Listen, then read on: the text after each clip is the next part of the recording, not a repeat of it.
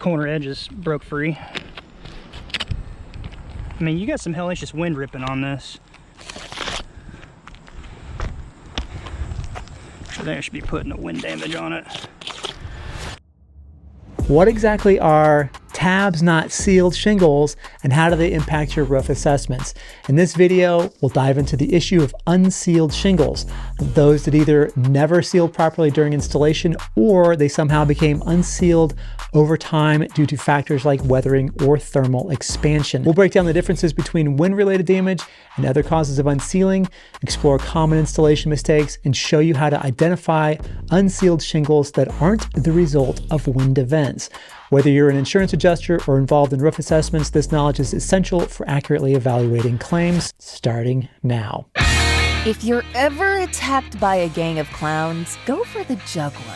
Hey, what's up? Matt here with Adjuster TV, and thanks to Haag's ongoing support as a sponsor of Adjuster TV, we've got something special for you today. This video is a sneak peek of a larger hail training module, and after you finish watching this, if you're ready to level up your skills and dive deeper into what Haag has to offer, head on over to haageducation.com. You'll find a range of certifications specifically designed for property adjusters that can help you advance your career and expertise. So let's just jump right into it. So why not just say unsealed tabs? Well, some people use unsealed tabs, tabs not sealed, doesn't matter. Other people may imply, some attorneys may infer that if you said it's unsealed tabs, that means it was sealed and now it's no longer sealed. Truth of the matter is it could be either. It could have sealed and then become unsealed due to wind, or become unsealed due to expansion and contraction and weathering, or it may never have been sealed. So we're going to lump them all together and just say tabs not sealed. And mainly, we're going to focus on the reasons that tabs become unsealed apart from wind, or the reason tabs never seal apart from wind. So what if there had never been a wind event? So house gets constructed, roof gets put on, or new roof gets put on an existing house, haven't had a big wind event. So a damaging wind event, whether it's a tornado, hurricane, or severe thunderstorm. Don't find any evidence of shingle damage. Missing shingles, torn shingles, creased shingles. Not finding them. But you find several shingles that are not sealed. So did the wind break the seal? Let's talk about this. So this is the order of this section, and we're going to start off talking about some references and roof components, decades of experience each. And so this paper discusses different modes of failure by wind and reasons shingles become unsealed, wind and whatnot. More recently was a publication in the RCI magazine Interface called Misconceptions of Wind Damage to Asphalt Composition Shingles. And the authors of this paper include Dr. Jonathan Good, earned his PhD at Wind Research, and is one of our fine engineers as well. Then the Asphalt Roofing Manufacturer, or Residential Manual, by ARMA, as well as Haag's own field guide there for composition shingle roofs. There's also been other papers published on this subject.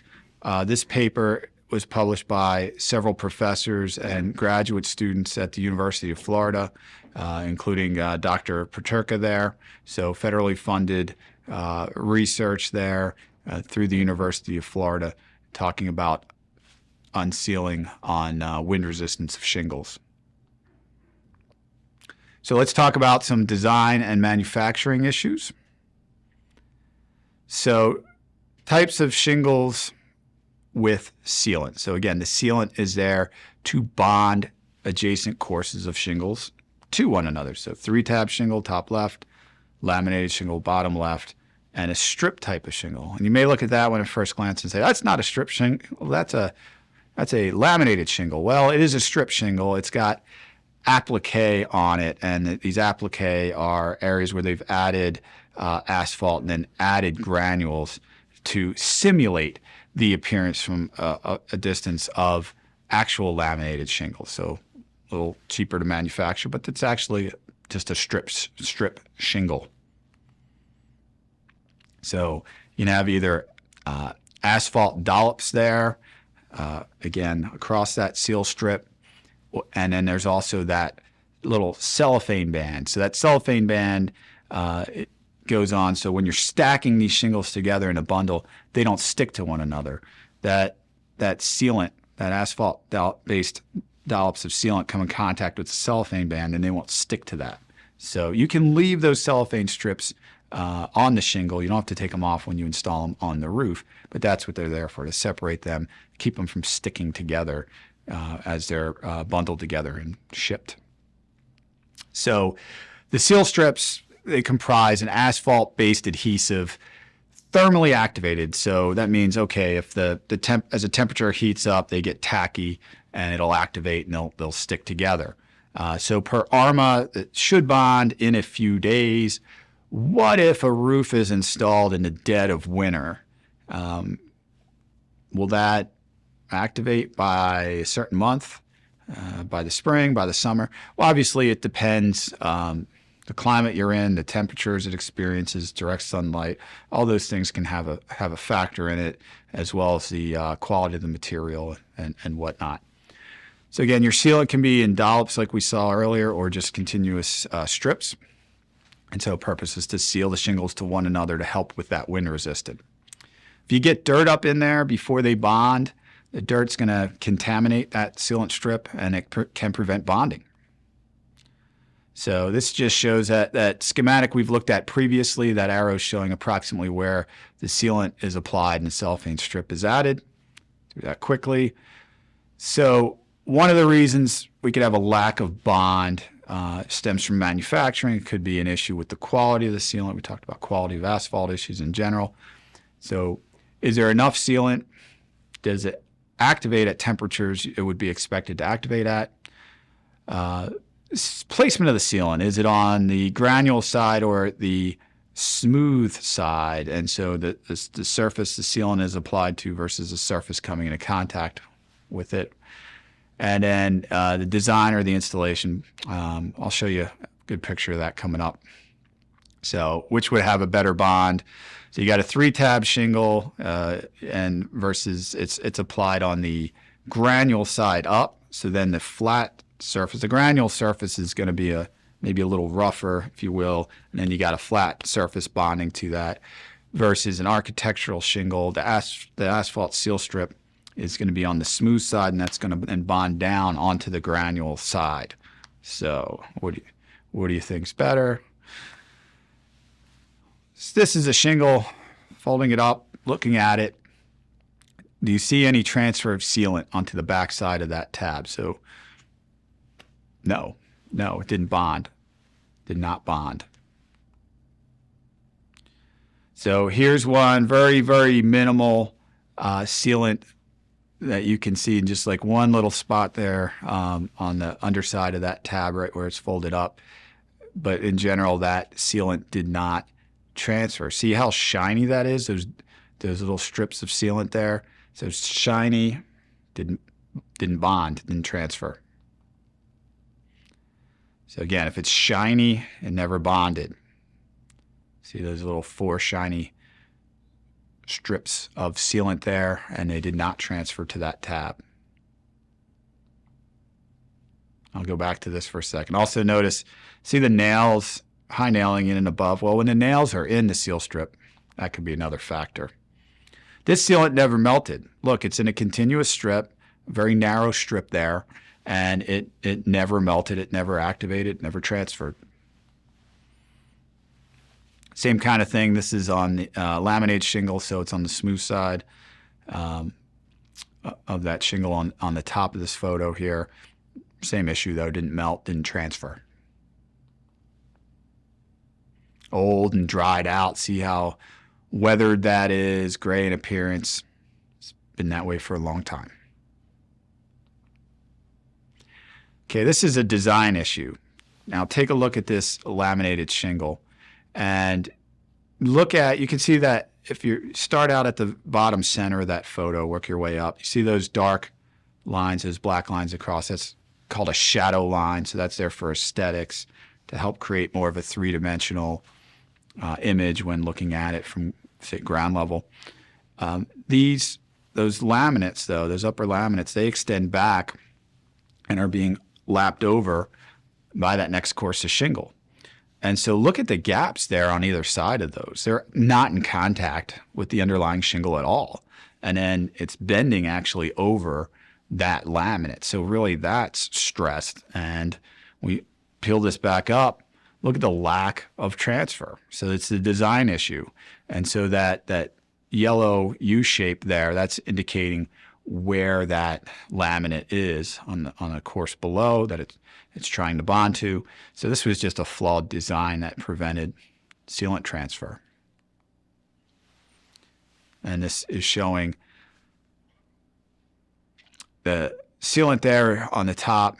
It's on the underside of the overlying course. It's on the smooth side, and you're trying to bond that to the roughened side, which had, in the case of that prior image, some pretty thick variations there. If it's shiny, it never bonded. Let's talk about installation issues now. So improper installation, starter course. We've talked about the starter course already. Nails, mentioned that. Nails or staples in the seal strip.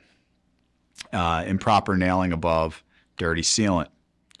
So here we are at an eave. Starter course was never bonded, so that's going to make them more susceptible to wind damage. And so you can pretty readily see from the ladder this shingle was never bonded. Check the shingles next to it, same thing. Shiny sealant between the nails, so the nails were in that seal strip.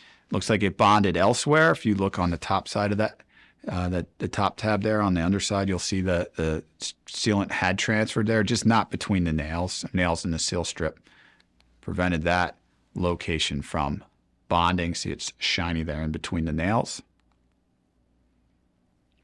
Overdriven nail in the sealant strip, shiny around it, never was sealed.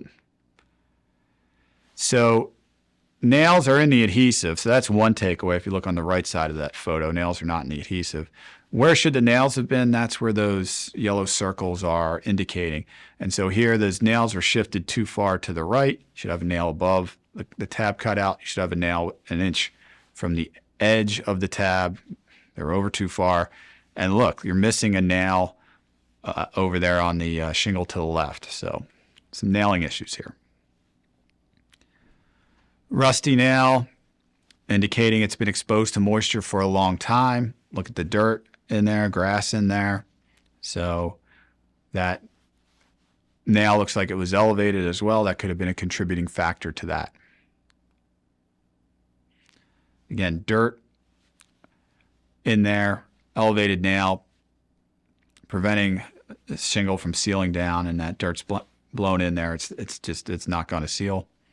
You could clean it out and use dollops, quarter-sized dabs of an approved adhesive and reseal that tab. It's called hand sealing. We'll talk more about that later. Wouldn't want to be outside when that dust storm was coming. So dirt and sealants don't mix. Dirty sealant, no transfer. You can see a little bit on the outside of the tab to the left, a little bit to the right of the tab on the far right there, but by and large, that sealant never transferred. It's very dirty. It's been that way for years. Moving on to weathering. So thermal effects. Materials expand when they're heated, at least in terms of asphalt, expands when it's heated, contracts when it's cooled. So you have some thermal expansion. Deck below it is moving as well. It's going to swell when it gets moist and shrink when it dries out. So you got thermal expansion and contraction going on. So looking at this image, there's the joint in the underlying shingle course. Now we have the course above coming on. And so from that joint to the left, to the end of that shingle, to the left in this case, is an overlap. And with these cyclic thermal expansion and contraction cycles many of them, over time can cause the shingle to lose its bond. And in this case, it starts out there where it's just half of that tab from the joint to the end of the tab. And you can see that area there highlighted. So this shows, if you're just looking down at dark shingles, that's the overlap. That part with the red dot is the part that loses its sealant. So these could have been sealed down at the time of installation, and then these could have unsealed due to thermal expansion and contraction, cyclic thermal expansion and contraction. Showing you that it wants to move. So this is a racked or straight up installation. They've chalked off which of corners of those tabs are unsealed going up the corner. And so those didn't bond or weren't bonded at the time. So in a racked installation, it will look like that. See where the red is. And you can get on a roof and check the shingles on all different directional facing slopes. So again, that's something else you'll want to check. If it's wind, we would have expected it from a single wind event to affect the windward slope or slopes the most. But if it's all over the roof, that points to the fact that it wasn't from a given wind event. So east, E for east, not bonded. West slope, same roof, different roof, not bonded. Diagonal installation, unsealed shingles will follow that pattern of installation, whether it's from bottom right to top left, or if they were installed bottom left to top right. So again, check these conditions on all slopes of the roof, facing different directions, that is. Here you go. And look at that. And so some of them were going from bottom right to top left on slopes facing all four directions of this roof. That's not going to happen from a single wind event, and certainly not without creasing or tearing the tabs or removing the shingles. Overlap's not bonded. And for north slope, I like this one. It's showing you either side of the ridge, not bonded, yet no missing tabs from those slopes or from the ridge cap. North, south, east, and west. And as that slide indicates, this was an inspection in Houston, Texas. We've seen it in Houston. We've seen it in Dallas. We've seen it in Oklahoma, Minnesota. We've seen it throughout Florida, much of the southeast as well. So this is something that's been seen all over, and it's not just by Haag. This is recognized in the industry. So lack of bond on the west slope. So the big W there, chalked out, indicating west slope. And if you follow that stair step down there, you'll see two of those. So that's where the shingles are. The left corner of each of those shingles next to each other is not bonded. And then as well as just some other random tabs that are L, stand for loose, for example. Different shorthand for different people. So, question here. What if the sealant doesn't transfer or the sealant doesn't unbond due to the thermal effects? So I've got sealant. It doesn't unbond due to thermal effects. Doesn't unbond, double negative. Okay. Here we have diagonal splitting. We talked before, we saw pictures of horizontal splitting and vertical splitting. This is diagonal splitting. So again, these were well sealed, and the sealant restricted the thermal movement. It's still going to go through thermal expansion and contraction, very well sealed, and that caused these splits. You see creases on those shingles? No, they weren't creased by wind. If wind's going to do it, it's going to lift them and fold them back, and you'd see creases along the top of those tab exposures. Not here. None torn, none creased. So it's a split on the north slope. So you get the split, then it's unsealed, and then there's a diagonal split following that pattern. North slope, So there's a curved fracture, top left, then it's unsealed, then a curved fracture, then it's unsealed. The pattern repeats. Not something you commonly see. And again, vertical splitting. So split joint, split joint, split joint, going up and down from a racked installation. And that's not wind. Wind isn't going to, there's no crease marks there, even if you thought it was wind. So again, a tab's going to, if it's going to be folded up by wind, it's going to be creased. It's going to flip up, not across. And plus there's single cracks here. And in these splits here, let's go back to these, not those bands from creasing. And just a curved tear, around a dab of sealant. Similar in a diagonal pattern. Okay, Hurricane Francis, Haag's Tim Marshall did research that was funded by ARMA. They wanted to see how composition roofs performed in Hurricane Francis. They wanted a comparison between 3-tab shingles and laminated shingles. For those of you who don't remember, Hurricane Francis went through Florida in 2004.